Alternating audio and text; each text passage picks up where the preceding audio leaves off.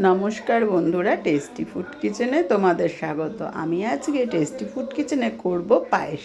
তার জন্য দেখো খুব ভালো করে চালটা ধুয়ে নিলাম। ধুয়ে একটা পেপার কাগজের মধ্যে চালটাকে বিছিয়ে রাখলাম প্রায় 10 মিনিট, যাতে জলটা আর শুষে নেয়।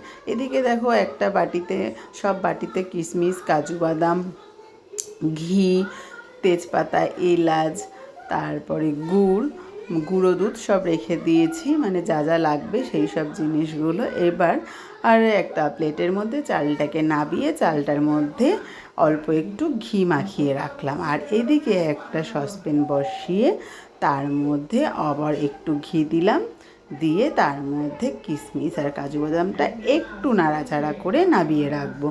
অল্প একটুখানি, ওই 2-1 মিনিট মতো নাড়াচাড়া করে তারপরে রেখে দেবো।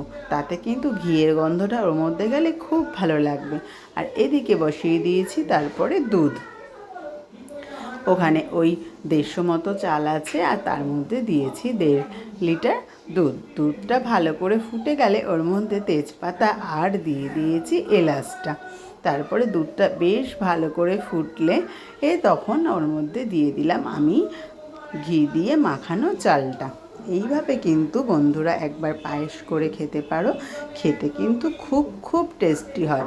আর এই আমার পায়েস করার রেসিপিটা তোমাদের যদি ভালো লাগে অতি অবশ্যই কিন্তু একবার ট্রাই করো।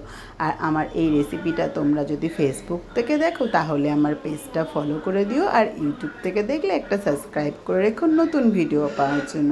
এরপরে এখানে 1 চিমটে নুন দিয়ে দিলাম। অনেকে কিন্তু নুন দিতেও দেয়, অনেকে কিন্তু নুন দেয় না, সেটা কিন্তু একদমই নিজেদের উপরে।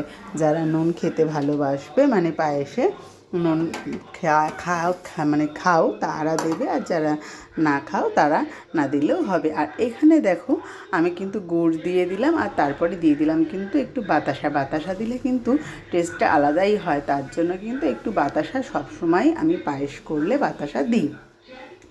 এরপরে দেখো বেশ কিছুক্ষণ ধরে নাড়াচাড়া করলাম, করে নামানোর আগে গুঁড়ো দুধটা দিয়ে দিলাম। এখানে আমি 10 টাকা দামের 2 প্যাকেট গুঁড়ো দুধ দিয়েছি। এই গুঁড়ো দুধটার জন্য কিন্তু পায়েসের স্বাদটা অনেকটাই বাড়িয়ে দেবে। তো চলো বন্ধুরা, টাটা। এরপর দেখা হবে আবার অন্য নতুন কোনো ভিডিওতে।